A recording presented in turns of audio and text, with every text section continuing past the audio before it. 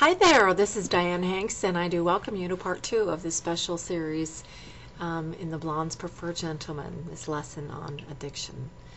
And picking up with where I left off about alcohol, it's very, very interesting to me since, of course, I never have partaken of alcohol, but to hear the heartbreak in so many women across the continents that I used to have come into my ESL classroom in my conversation class, English as a second language. I had students of all ethnicities, all ages, all classes, and this was a universal concern, was the destruction. And I was just, my heart was broken because this is such a preventable, it's such a preventable thing. The kind of heartbreak that comes from alcohol abuse. You know, it's so preventable. So this is one of the reasons why they have these 12-step programs and stuff, is because they know that, you know, succumbing to that kind of weakness to deaden your senses and seek out that drink to let you escape for a little while is just really going to just dig a deeper hole, and it's not going to let you face what the real issues are. And that's what all addictions are. They're just a temporary escape that actually compounds whatever other problems that you may feel or have or whatever. I want to move to another touchy one, which is pornography. And I've done so much study about pornography and have learned many things about it, that it really doesn't have to do with sex or beauty or women or any of those things. Just like an anorexic issue doesn't have to do with food. A sex addict or a pornography person who is addicted doesn't have to do with sex. I got this article about the effects on a marriage and a family and the journey towards peace and healing and trying to get it out of your life is just amazing. They talk about how they think, oh, it's just, you know, it's harmless, it's not a big deal, it doesn't hurt anyone, and it's a lie. Those are 3 big lies, because it does. It helps you develop a really skewed view of what sexuality is all about, and it puts your emphasis more on physical pleasures rather than developing emotional relationships.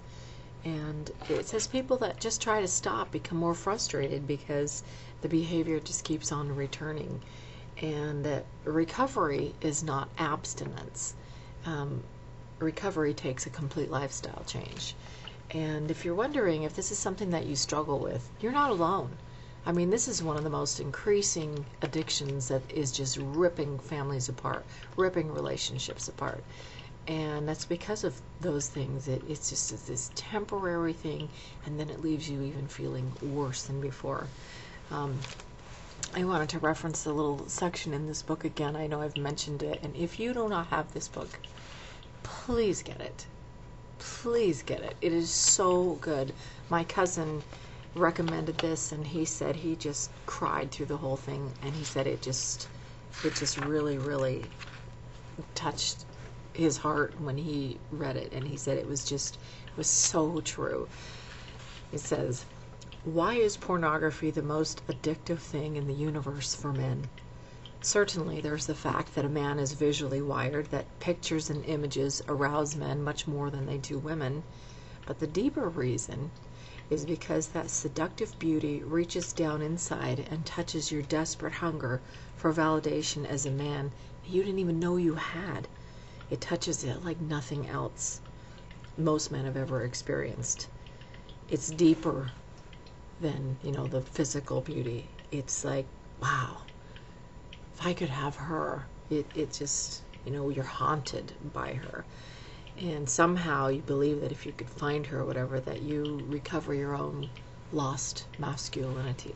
This really goes into just so many so much depth and so many different aspects about the reasons for all different kinds of things and discovering the secrets of the man's soul. It's so good. I totally recommend it. But there are tools, there are resources that can help if this is something that is an issue for you. Remember that you are not alone. It is not something that a man wants to ever talk about. He doesn't want to admit it. He lies about it, and with good reason, because it's embarrassing. It's something to be ashamed of.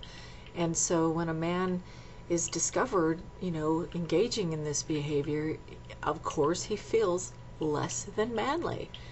Of course he doesn't feel like a gentleman doing this, and where they call a strip club like a gentleman's club, nothing could be farther from the truth. A real gentleman would never step foot inside of a place like that.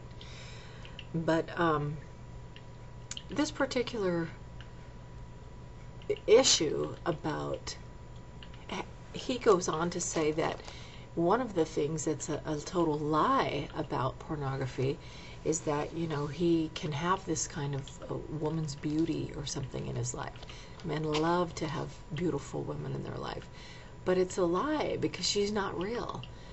And real people, real women, they have emotions, they have feelings, they're tender, they cry, they laugh, they love.